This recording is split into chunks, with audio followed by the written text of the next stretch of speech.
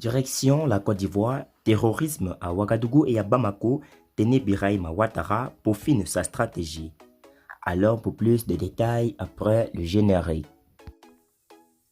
Avant de commencer, n'oubliez pas de vous abonner et d'activer la cloche de notification car cela va vous permettre de ne plus manquer les prochaines vidéos.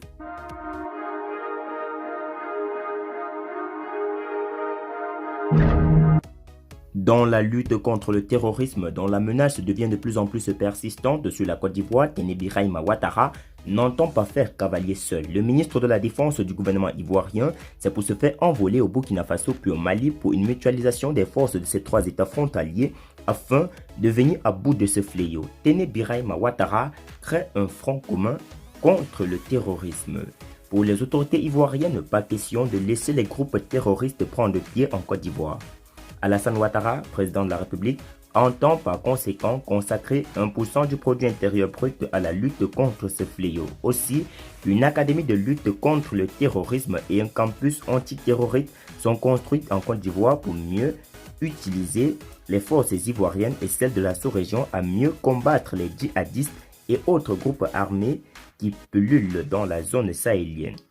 Mais avant l'opérationnalisation de tous ces moyens, Téné Birahima Ouattara, ministre ivoirien de la Défense, est monté au front pour barricader le pays contre ces terroristes. Outre l'attaque contre la ville de Grand Bassam en mars 2021, la Côte d'Ivoire a connu deux autres attaques dans la localité de Kafolo et de Téhini dans le nord du pays. Les forces ivoiriennes armées et burkinabées avaient alors mené une opération conjointe baptisée Komoé afin de combattre l'ennemi commun.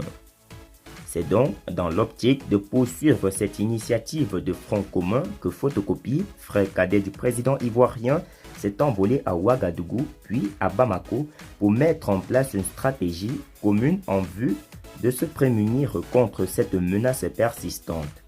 Dans les capitales africaines, Téné Birahima Ouattara a convenu avec ses homologues des deux États de mettre en commun les moyens de lutte contre le terrorisme et surtout de partager le renseignement. Il s'agit par ailleurs d'accélérer, d'intensifier la stratégie existante, d'autant plus que la menace se précise en Côte d'Ivoire.